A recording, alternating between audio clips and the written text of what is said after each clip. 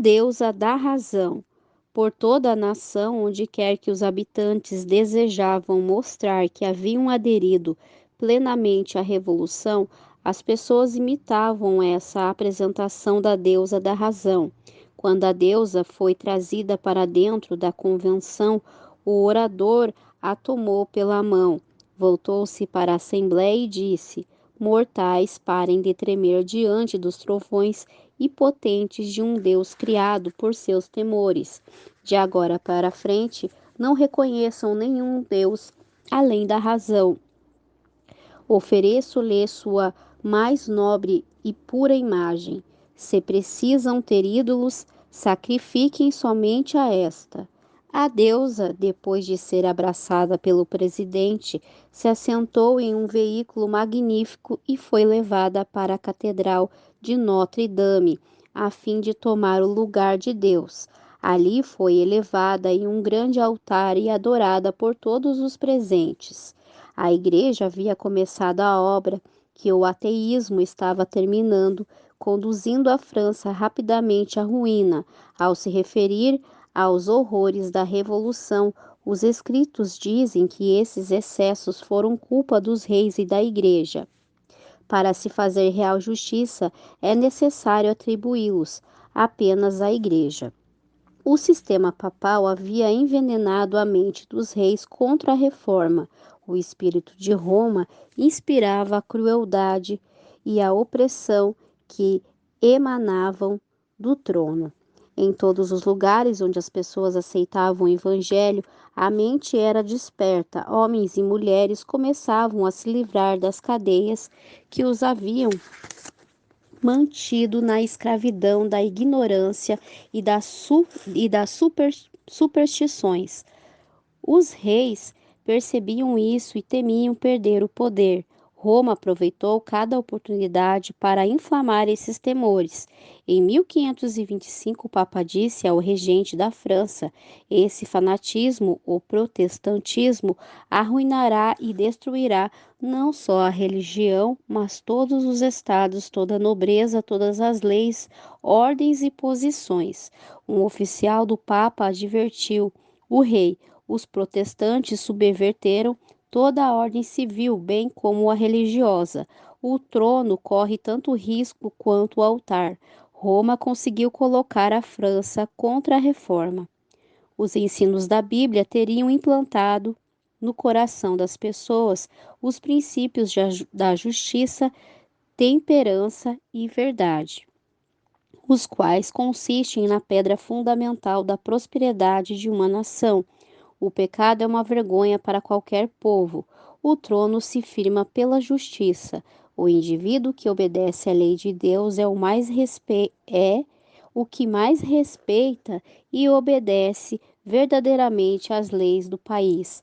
Mas a França proibiu a Bíblia. Século após séculos, cristãos íntegros, dotados de força intelectual e moral, que tinham fé suficiente para sofrer pela fé, trabalharam como escravos na galés, morreram queimados ou apodreceram em celas subterrâneas. Por 250 anos após o início da reforma, milhares só encontraram segurança saindo da França. Dificilmente houve uma geração de franceses durante aquele longo período que não visse os discípulos do Evangelho fugirem da fúria insana do perseguidor, levando consigo a inteligência, a arte, a indústria, a ordem nos quais costumavam ser os melhores do país, para enriquecer as terras onde encontravam refúgio. Se a França houvesse permanecido com todos aqueles a quem repeliu, que país grandioso, próspero e feliz, um padrão para as nações, ela teria sido mais um fanatismo cego e implacável. Caçou de seu solo todo mestre da virtude, todo promotor da ordem, todo defensor honesto do trono. Por fim, a ruína do Estado foi completa. A revolução, com todos os seus horrores, foi o resultado. O que poderia ter sido? Com a fuga dos huguenotes, Um declínio generalizado se instalou na França. Prósperas cidades manufatureiras caíram em decadência. Estimam-se que na época em que a Revolução começou, 200 mil pobres em Paris chamavam por caridade das mãos do rei. Somente os jesuítas prosperavam na nação decadente. O Evangelho teria dado à França a solução para os problemas que levavam perplexidade ao clero, ao rei e aos legisladores, que finalmente fizeram a nação afundar em ruína, sob o domínio de Roma. Porém, as pessoas haviam perdido de vista as lições de sacrifício pessoal e amor altruísta pelo bem dos outros, ensinadas pelo Salvador. Os ricos não recebiam repreensão nenhuma por oprimir os pobres, e os pobres não eram ajudados em nada em sua condição de miséria. O egoísmo dos ricos e poderosos se tornou cada vez mais opressor ao longo de séculos. Os ricos defraudavam os pobres e os pobres odiavam os ricos. Em muitas províncias, as classes trabalhadoras ficavam à mercê dos donos das propriedades onde moravam de aluguel e eram forçados a se submeter a exigências exorbitantes. As classes média e baixa pagavam impostos elevados às autoridades civis e ao clero. Os fazendeiros e camponeses podiam passar fome que seus opressores não se importavam. A vida dos trabalhadores agrícolas consistia em trabalho infindável e miséria sem alívio. Suas queixas eram tratadas com desprezo insolente. Os juízes eram conhecidos por aceitar suborno, mesmo menos de metade dos impostos chegava ao tesouro real ou eclesiástico. Os cobradores ficavam com o restante e desperdiçavam em vergonhosa autocondescendência, e aqueles que assim empobreciam seus compatriotas não precisavam pagar impostos e tinham direito por lei ou costume a todos os privilégios do Estado. Para que pudessem gratificar seus desejos egoístas, milhões eram condenados a uma vida degradante e sem esperança. Por mais de meio século antes da Revolução, o rei Luís ocupou o trono. Ele era bem conhecido como um monarca preguiçoso, superficial e autoindulgente, com o Estado em dificuldades financeiras e o povo exasperado.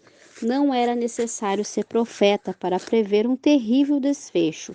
Os conselheiros do rei insistiam quanto à necessidade de reforma, mas ele não dava ouvidos. A destruição que sobreviria à França foi bem retratada pela resposta egoísta do rei: depois de mim, o dilúvio. Roma havia influenciado os reis e as classes dominantes a manter o povo em cativeiro com a intenção de atar a alma tanto dos governantes quanto das pessoas comuns em suas cadeias. A degradação moral era 1000 vezes mais terrível do que o sofrimento físico que resultava dessa política. Privadas da Bíblia e completamente entregues ao egoísmo, as pessoas eram envoltas em ignorância e afundaram no vício sem qualquer aptidão para governar a si próprias. Consequências colhidas com sangue.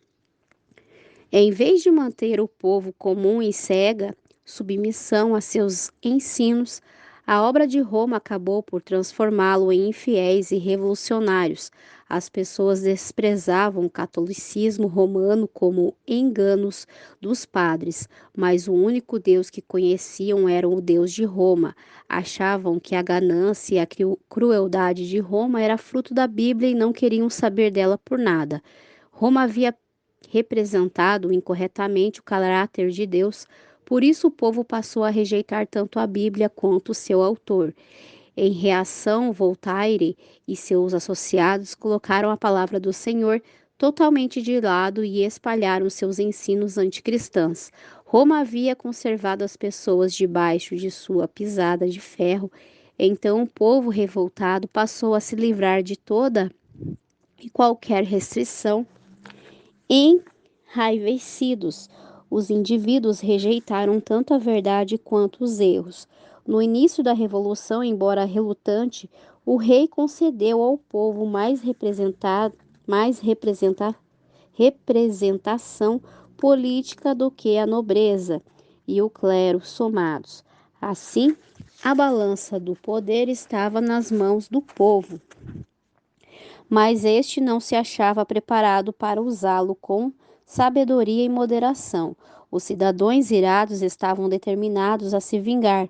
Os oprimidos colocaram em prática a lição que haviam aprendido sob a tirania e se tornaram opressores daqueles que os tinham oprimido. A França ceifou uma colheita de sangue por sua submissão a Roma.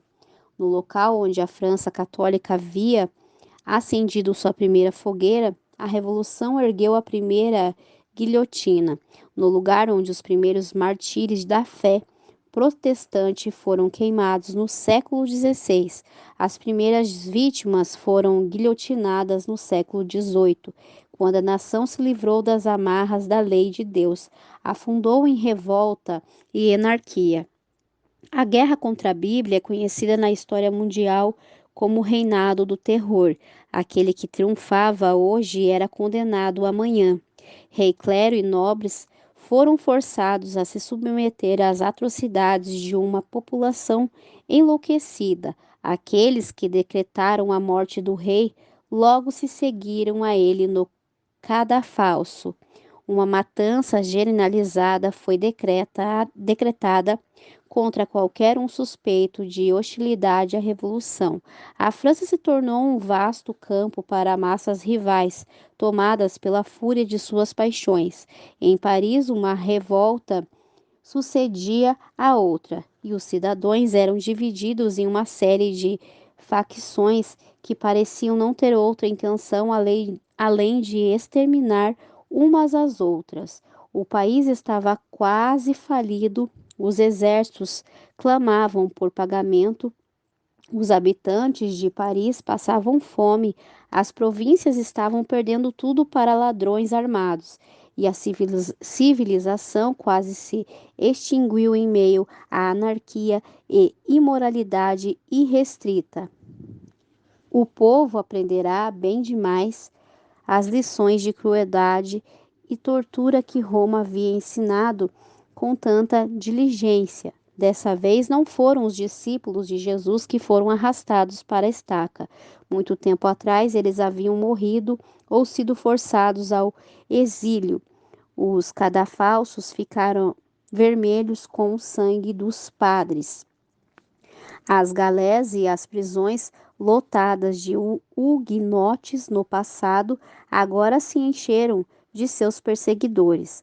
Acorrentados ao banco e trabalhando no remo, os sacerdotes católicos romanos sentiram na pele todo o sofrimento que sua igreja causará de maneira tão generalizada aos bondosos hereges. Então vieram os dias nos quais espiões espreitavam em cada esquina a guilhotina trabalhava duro, e por muito tempo, todas as manhãs, as cadeias estavam tão superlotadas quanto os pavilhões de um navio de escravos. O esgoto corria espumando com sangue até o rio Sena. Longas fileiras de cativos eram metralhadas com balas de canhão. Buracos apareciam na parte inferior das embarcações lotadas. Centenas de rapazes e moças de 17 anos de idade eram assassinados por aquele governo repugnante. Soldados arrancavam bebês de peito e os jogavam de lança em suas fileiras. Tudo isso era exatamente o que Satanás queria.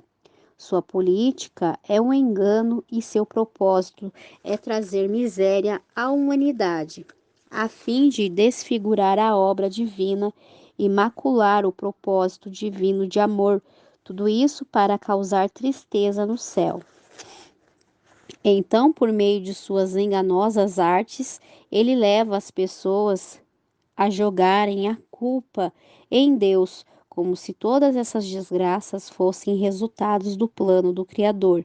Quando as pessoas descobriram que o catolicismo romano era um engano, ele as incitou a considerar todas as religiões uma farsa e a Bíblia uma fábula. O erro fatal. O erro fatal que provocou tamanha miséria na França foi a ignorância de uma grande verdade. A verdadeira liberdade só pode ser encontrada dentro dos limites da lei de Deus. Se tão somente você tivesse prestado atenção às minhas ordens, sua paz seria como um rio, sua retidão como as ondas do mar.